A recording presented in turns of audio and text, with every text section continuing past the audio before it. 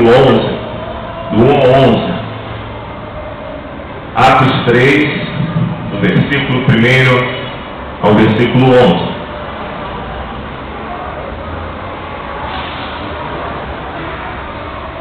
A cura do paralítico, o milagre.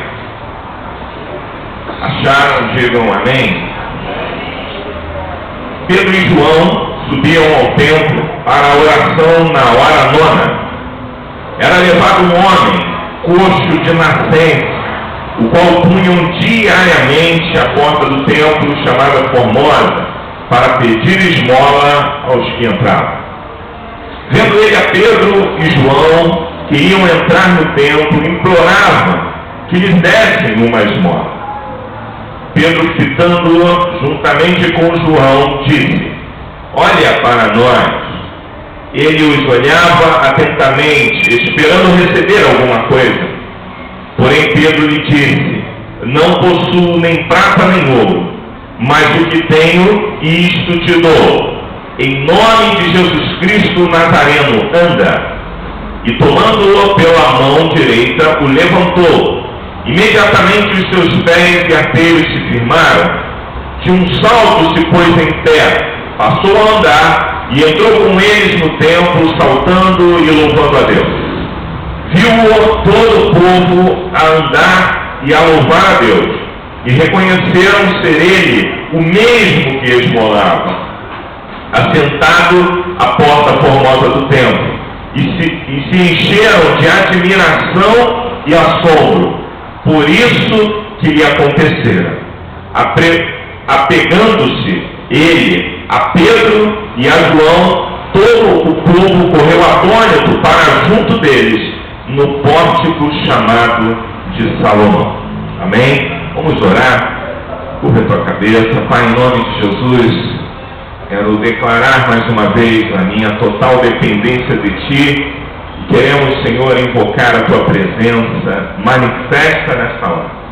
Deus, que Teu Espírito possa cuidar de todas as coisas, nos envolver, trabalhar em nosso coração, mudar a nossa mente, mudar o nosso ser, mudar o nosso comportamento, mudar a nossa atitude, transformar-nos verdadeiramente, Senhor, segundo o nosso entendimento, para que não tomemos a forma deste mundo, mas para que andemos conforme a Tua vontade, o Teu querer e aquilo que temos aprendido na Tua palavra.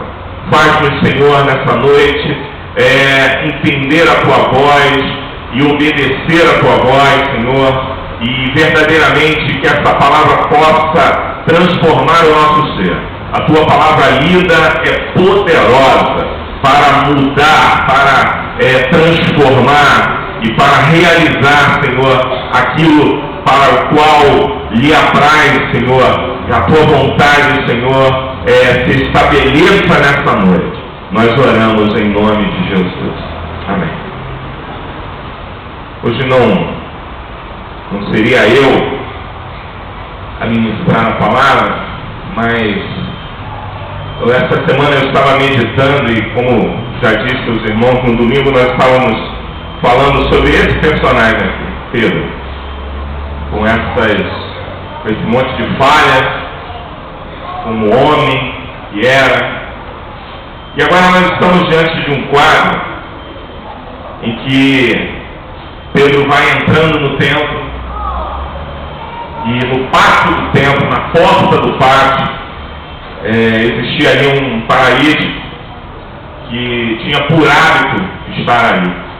Era costume ele estar ali sempre, e dali ele tirava até o seu sustento, porque, segundo diz a palavra, estava ali para pedir esmola, e à medida que ele ganhava a misericórdia de alguns, ele conseguia, de alguma maneira, atrair a benignidade de alguns, ele conseguia com isso o seu sustento. Isso já nos deixa entender que muitas vezes temos ideia de que a nossa vida ela tem que seguir um determinado padrão, e se nós fizermos exatamente como estamos fazendo, e que às vezes até está dando certo, mais ou menos certo, nós estaremos sobrevivendo. E o que o Espírito já coloca no meu coração é que Ele não quer que os seus filhos, não quer que eu e você tão somente sobrevivamos, mas o que Deus quer é que nós tenhamos vida e vida em abundância. Eu não sei se você tem sobrevivido, mas certamente não é essa a vontade de Deus. Certamente esse homem aqui, ele passava por essa realidade, ele sobrevivia. Estava ali para tentar sobreviver. E eu quero dizer isso também no âmbito espiritual, não só no âmbito financeiro, verdadeiramente como a gente tanto anseia termos uma vida. A Bíblia diz que nós reinaremos com Ele em vida. Tem gente que já perdeu a fé no sentido de reinar em vida. Eu não sei se você tem reinado em vida, mas a proposta de Deus para a nossa vida é que reinemos em vida. Não vamos esperar morrer para reinar com Cristo, porque certamente esse dia vai chegar. A partir do momento que nascemos, já começamos a nos aproximar também da nossa morte. Mas o fato é que Deus tem para nós vai além daquilo que nós nos acomodamos. E eu gostaria que nessa noite nós fôssemos despertados pelo Espírito Santo e saíssemos da acomodação que porventura estamos tendo. Se você tem sobrevivido, eu quero te dizer que Deus tem mais para você. Essa é uma palavra de Deus no teu coração. Deus tem mais para você, Deus tem mais para a tua vida. Deus quer te surpreender. Deus quer ir além das tuas expectativas. Deus quer que você viva uma vida espiritual. E vamos começar por aí. Que você viva uma vida espiritual não de sobrevivência. Porque vida espiritual de sobrevivência é aquela de reunião em reunião. Sabe, aquela vida do crente que vai, quando chega o dia de reunião, parece que é um verdadeiro alívio. Esse paralítico aqui, ele aguardava os dias e os horários das reuniões, dos encontros no templo, para que ele pudesse sobreviver. E espiritualmente, muitos de nós, muitas vezes, estamos agindo e estamos tendo uma vida exatamente como essa, esperando de reunião em reunião para tentar sobreviver espiritualmente. O que Deus tem para nós, queridos, não é isso. O que Deus tem para nós é vida em abundância. É uma vida espiritual cheia do Espírito Santo. É uma vida espiritual em que eu acordo e eu tenho a presença do Eterno comigo. Em que eu vou trabalhar e eu tenho a presença do Eterno comigo. Em que eu venho para minha casa e eu tenho a presença do Eterno comigo. Ele está no meu lar. Eu venho para a igreja e eu continuo usufruindo da presença do Eterno. E aqui eu somente extravaso a minha adoração. Mas vida com Deus eu posso ter todos os dias, em todas as horas. Se você quer isso, Deus vai fazer. Essa é uma noite que você veio para este lugar para abastecer talvez as suas baterias, mas eu gostaria que além de abastecer as suas baterias, você fosse transformado pelo poder do Espírito Santo. Se você não conseguir crer, eu vou crer por você. Mas em nome de Jesus você vai sair daqui hoje transformado, com o teu coração transformado pelo Senhor, para que você viva uma vida cheia de Deus, uma vida cheia da presença do Eterno. O que Deus tem para nós não é uma vida de culto em culto. O que Deus tem para nós não é uma vida de quando eu encontrar o pastor ou quando eu encontrar o meu irmão, aí eu posso adorar. Estava vindo para cá e conversando com o Jaciel, e ele estava contando algumas experiências de adoração que ele tem vivido, e ele fala que ele coloca o CD lá e começa a adorar, de repente a mãe dele entra na sala e está com os dois braços levantados adorando, parece um louco, mas isso é vida diária com Deus. Sabe aquele momento que você chora no teu carro, sabe aquele momento que você chora na tua cozinha, quando você está cozinhando, você sabe aquele momento que você chora no teu quarto, quando não tem ninguém, mas você sente a presença do Eterno, porque Ele disse que estaria conosco todos os dias, diga aí, todos os dias, até a consumação do céu. Ele não falou para mim, não falou para você, eu vou estar contigo de vez em quando, nas quartas-feiras, no domingo pela manhã, às 8 horas, às 9, às 10 e às 19 horas. Ele falou, estou contigo, eis que estou convosco todos os dias, até a consumação do século. Você pode usufruir da presença de Deus todos os dias. Você pode entrar na presença do Senhor todos os dias e receber de Deus uma vida abundante, uma vida espiritual abundante. Vida seca não é para nós. Nós temos uma proposta de novo tempo para a nossa vida. E se temos essa proposta de novo tempo, eu quero viver um novo tempo em Deus. Eu não quero que isso seja só o nome da minha igreja. Eu não quero que isso faça parte só da vida dos meus irmãos. Eu quero que isso aconteça na minha vida. Eu preciso viver um novo tempo em Deus. Um novo tempo de uma vida espiritual cheia da presença do Senhor. Uma vida espiritual que não se perca por causa das circunstâncias. Muito pelo contrário. As nossas circunstâncias serão transformadas pela vida que eu levo com o Senhor. Pela vida que eu tenho com o Senhor. Através da minha adoração com o Senhor, as minhas circunstâncias vão caindo. Todas as palavras de vitória na Bíblia Sagrada, muitas delas estão relacionadas à adoração ao Senhor. Quando o povo adorou, as coisas começaram a acontecer. Josué cercou o muro, tocaram as trombetas e o muro caiu. Significa que o momento da adoração faz ruir o muro. E se você tem muros e muralhas na sua frente, sejam elas do tamanho que for, o Senhor está precisando ouvir a tua adoração para que você saia da dimensão da tua cadeia, desse muro que te cerca, e comece a derrubar essas muralhas e entrar na cidade e tomar posse. Josafá se preparou para a batalha, temeu, mas se preparou, foi para a guerra, e quando chegou lá, aliás, antes um pouco, o profeta se levanta e fala: olha, nesta batalha vocês não vão ter que pelejar. Parai, estai de pé, e veja o livramento do Senhor. E sabe o que eles fizeram? Se colocaram diante da batalha, da guerra, e começaram: o Senhor é bom, e a sua misericórdia dura para sempre. Adorando o Senhor. O Senhor é bom. O Senhor é bom. E a sua misericórdia dura para sempre. Só isso. Cantando essa canção, os inimigos começaram a guerrear entre si, perderam a batalha e Josafá foi vencedor pelo nome de Jesus. Quero te convidar a viver uma vida espiritual mais intensa com Deus. Mais intensa. Se a tua vida tem sido mais ou menos, eu costumo dizer que mais ou menos é medida de elástico, não é para nós.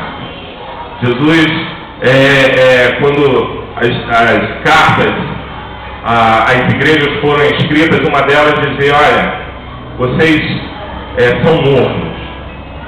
Por serem mornos, eu vomitar-te-ei da minha boca. Melhor era que fossem frios ou quentes. Eu quero te dizer que se você chegou frio, que o Espírito Santo vai te aquecer nessa noite. Se você veio para este lugar ainda com o seu coração ainda meio frio, eu quero te dizer que aqui está a presença do Eterno que pode te aquecer o teu coração, fazer borbulhar o teu ser. E é exatamente isso que Deus quer que nós vivamos. Você tem sobrevivido. Chegou a hora de viver a abundância da presença do Senhor. Em relação à nossa vida financeira, quantos de nós estamos precisando de uma intervenção do Senhor? E existem promessas que são feitas para nós. E eu já aprendi que, uma vez crendo, as promessas do Senhor se cumprem. Jaciel, que está tocando aqui atrás, ele disse que há muitos anos atrás, e tem muitos anos atrás, o Senhor fez uma promessa para ele. E ele não sabia, ele não tinha ideia de como essa promessa poderia se cumprir, até porque não existiam meios. E quando não existe nada, é a hora mesmo do Senhor agir. Quando não existe perspectiva, quando o profeta foi olhar para o vale de ossos secos, não existia nada, a não ser ossos sequíssimos. E é exatamente nisso que Deus começa a agir, que Deus gosta de trabalhar, porque quando não há possibilidade humana nenhuma, aí é que Deus entra e faz, porque Ele não divide a sua glória com o outro. Então, quando Ele realiza em meio a uma circunstância que não existe possibilidade do homem resolver, ninguém vai poder dizer que não foi ele. Então ele gosta de trabalhar nesse tempo. Se você está vivendo uma situação assim, pode se preparar, porque esse é o campo ideal para Deus agir. É o campo ideal para Deus entrar, fazer um milagre que o homem não pode fazer, um milagre que você não pode fazer, aquilo que você não pode realizar. Exatamente isso. E aí o Gabriel estava me contando que recebeu um telefonema essa semana, e Deus realizando uma promessa, cumprindo uma promessa de muitos anos atrás. E o Zé Fiel, se Deus quiser, daqui a mais uns dias, mais um tempo, vai estar gravando um CD. Que Deus tinha prometido para ele. Deus tinha prometido para ele.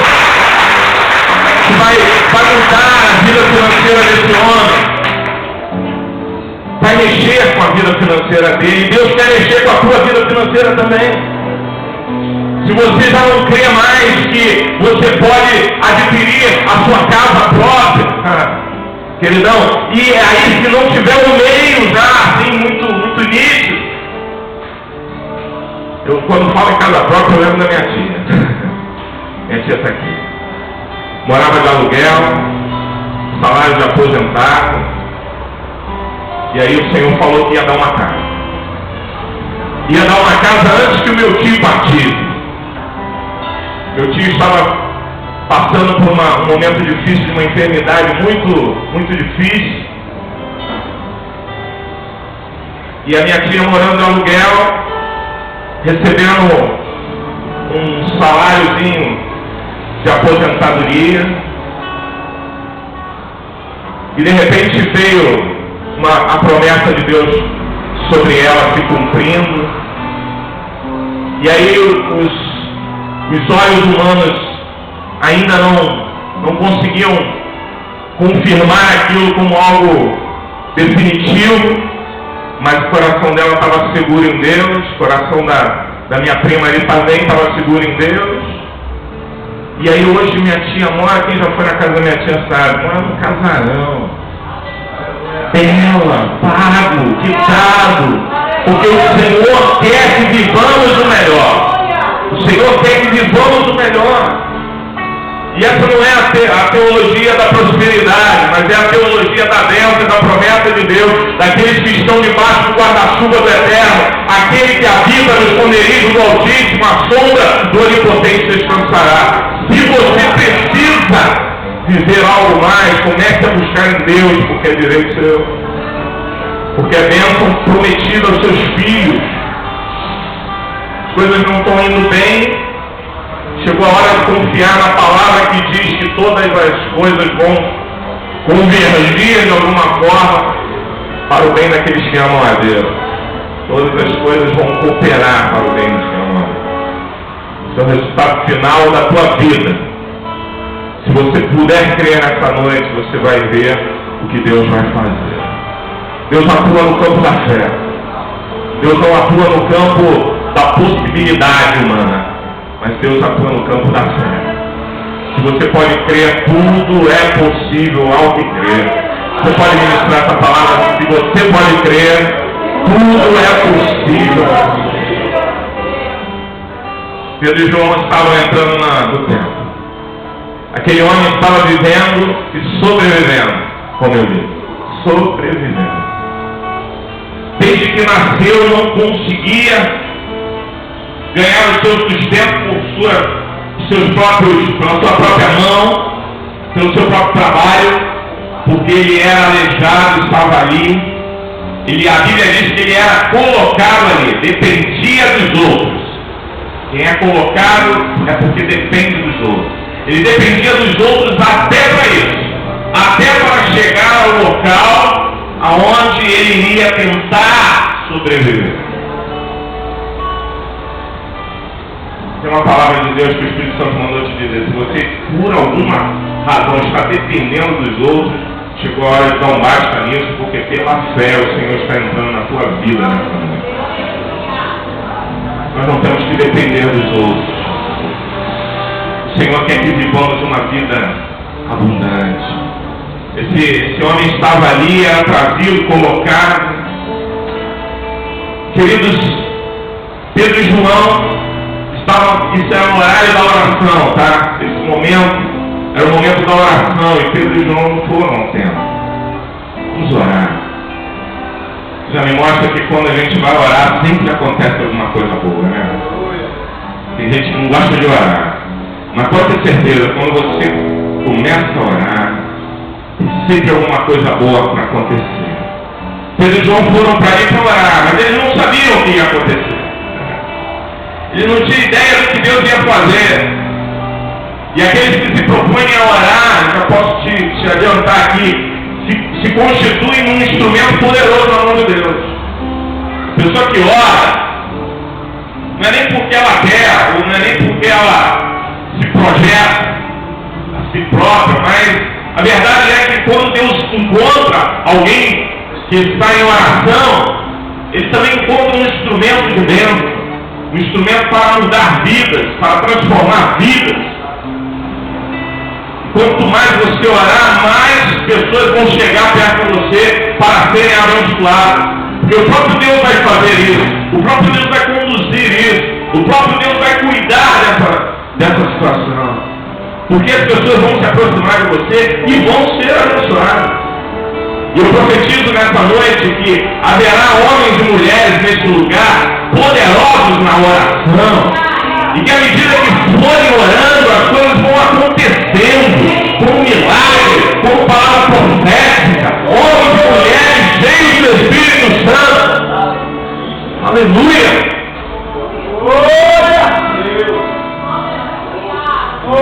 João entra, Pedro e João, para entrar no pátio do templo, passavam por essa porta.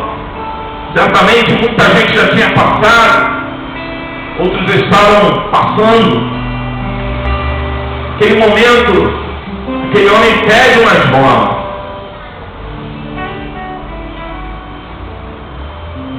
Vendo ele a Pedro e a João, que iam entrar no templo, implorava que lhe dessem uma esmola.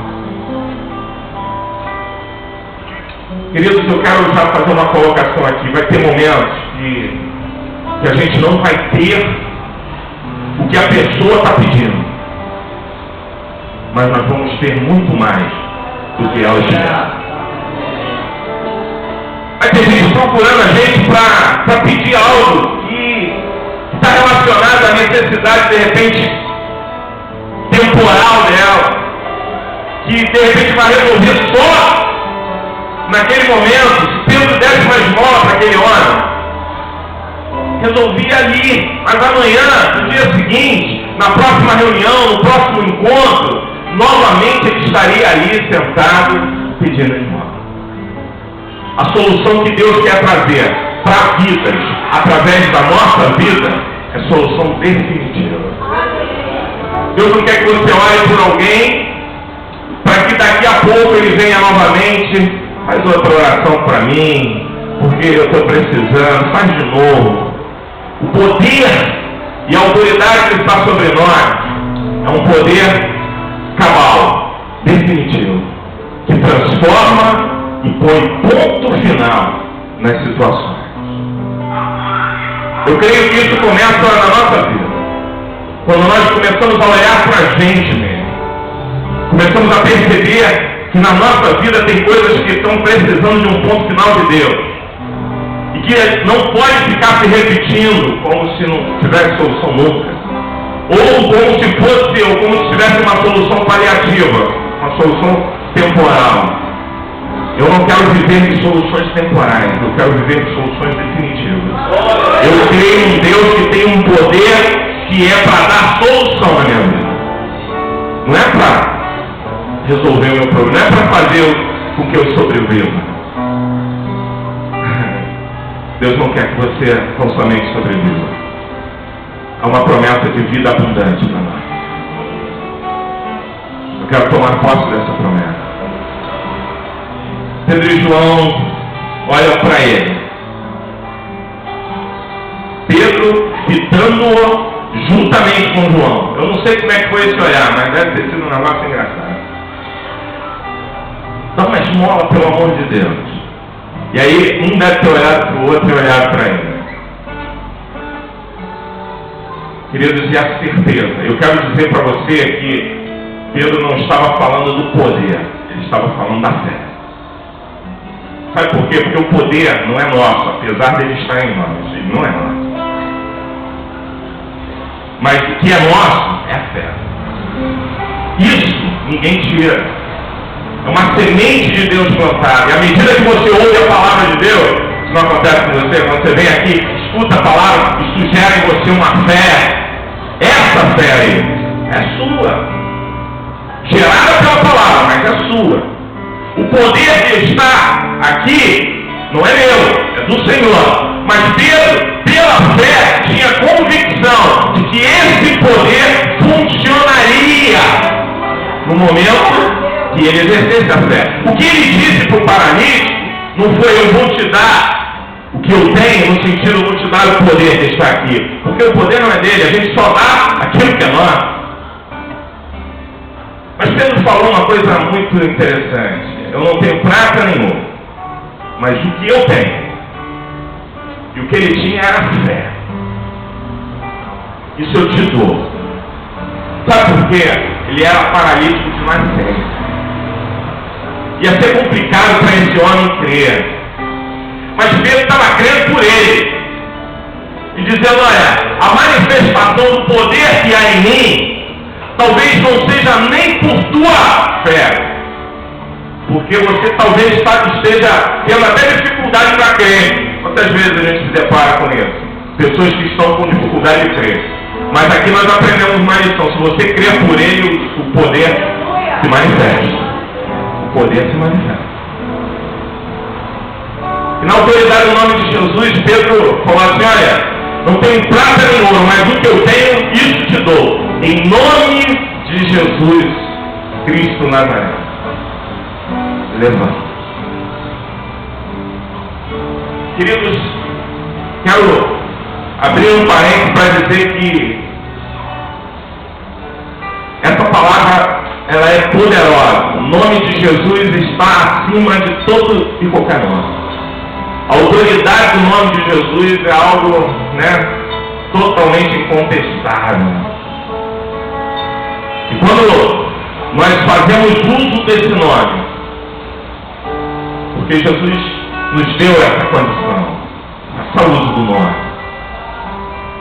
algo no mundo espiritual acontece, as coisas começam a entrar no eixo. E o melhor, e uma lição que Pedro dá, que Pedro pega nas mãos desse homem. Queridão, tem gente que você vai ter que se pegar na mão dele, porque ele tem dificuldade mesmo para crer. Tem dificuldade de atingir, talvez. Sabe, mas se eu tiver fé, eu vou conseguir fazer a diferença na vida do outro. O que o Espírito está nos falando nessa noite é que a ação de Deus na nossa vida vai fazer com que façamos diferença na vida do outro. Esse erguer de mãos, segurar na mão, ajudá-lo a ficar de pé. Talvez o paralítico não tivesse entendido nada quando Pedro falou: em nome de Jesus Cristo Nazaré, não levanta. Ele, na hora, deve ter raciocinado: mas eu não posso. Se eu pudesse, eu não estava aqui. Tem gente que não compreende ainda. Em nome de Jesus, mas você compreende. Mas você sabe. Quando essa pessoa que depende da tua ação espiritual na vida dele, você começar a dizer coisas que ele não compreende, não se preocupe com isso. Não se preocupe em fazê-lo compreender imediatamente, para que ele depois receba o poder do Senhor. Ainda que você tenha que fazer isso aos poucos, faça. Mas para a manifestação do Senhor, basta que você crê. Se você crê, a glória de Deus vai se manifestar. Quantas vezes nós estamos achando que, para Deus agir depende do fulano? Sabe, tem hora, tem momentos, e esses momentos também são revelados. Pedro teve aqui uma revelação de Deus. Esse cara vai ficar aqui até quando? Até quando eu vou entrar para orar e eu vou estar encontrando esse cara aqui? Até quando o teu vizinho vai estar causando problema na sua vida? E aí você atribui a ele, não, mas aí depende dele. E o nome de Jesus? E o poder que opera em nós? Uma certa vez, quando eu me mudei, morava em Jacarepaguá, me mudei para Pavona. Morava ali no centro de Pavona. Nós nos mudamos para uma casa que era uma casa até mal assombrada, segundo os vizinhos. Ouviam correntes, ouviam vozes, ouviam um monte de coisa. Uma casa que estava abandonada há muito tempo. E aí meu pai comprou essa casa. Nós fomos para ali. Nunca ouvimos nada. Mas os vizinhos diziam que antes de irmos para ali, eles ouviam.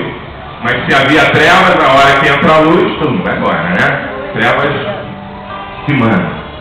E aí nós começamos a morar ali. Do lado da nossa casa, tinha um centro de macumba.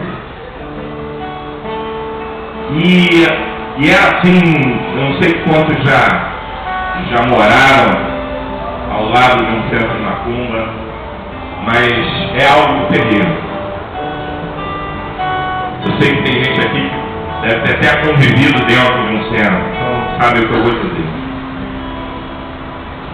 E ali havia, né, rituais, matavam animais e batiam tambores. E tinha um dia certo para isso, né? Sexta-feira, eles colocavam um pano branco na frente do portão e aí já era o sinal. Já era o sinal de que eles iam bater tambor a noite toda, iam sacrificar animais e tal. E aí, a minha mãe, mulher de Deus, quando chegava na sexta-feira, que ela via o pano branco lá, ela me chamava. Meu filho, vem cá, vamos lá no quarto. E a gente tinha um quarto, eu me lembro que era um quarto, do lado, na janela, assim, era um corredor, e logo depois tinha o lugar, que era já do lado da casa do vizinho. E aí nós nos ajoelhávamos naquele quarto, levantávamos as nossas mãos santas, para aquele lugar, e começávamos a ministrar. Em nome de Jesus, todos os demônios estão impedidos de agir. Começávamos a declarar a palavra e tal. À noite chegava, eles começavam a bater tambor e as coisas começaram a não acontecer. Eu me lembro de uma tarde que a vizinha, a tal da mãe de santo lá, foi para o gongar e começou a gritar a reia. Quando ela começou a gritar, minha mãe me chamou, nós fomos de novo lá, ficava bem em frente à janela do nosso quarto. E a gente começou a ministrar, em nome de Jesus, não vai arranhar nada, nenhum demônio vai se manifestar e tal. Ela ficou rouca de gritar e nada aconteceu. O poder que em nós opera, e o poder do nome de Jesus, garante que aquilo que nós declaramos, ainda que o outro não possa corresponder, o Senhor garante que o milagre vai acontecer mediante a minha fé. A fé que está aqui. A fé que o Senhor está gerando na tua vida por você estar ouvindo essa palavra nessa noite. O carinho, o amor de Deus para com você é tão grande que Ele quer gerar verdadeiramente uma fé que venha produzir. Uma fé produtiva. Porque não basta para nós termos fé. A nossa fé tem que produzir. A nossa fé tem que gerar frutos. A nossa fé tem que manifestar algo. Se você crê, tudo é possível ao que crê. Não é alguma coisa é possível ao que crê, mas tudo é possível ao que crê. Então, se eu creio, a minha fé precisa gerar algo. E Pedro pega na mão desse moço, o levanta, deve ter ficado um pouco segurando a sua mão e diz no final: estou aqui, estou contigo. Não fica com medo não. O que eu tenho eu te dou. Eu não tenho prata, não tenho ouro, mas você vai andar hoje pelo poder do nome de Jesus. Eu vou segurar a tua mão até que você sinta que o poder que está em mim, que vem de Deus, comece a firmar os teus pés de maneira que você possa andar. Queridos, a Bíblia diz que depois desse momento aí de ajuda, tem hora que você vai precisar ajudar. Depois desse momento de ajuda, o desfecho foi que os 3 entraram no templo, só que o camarada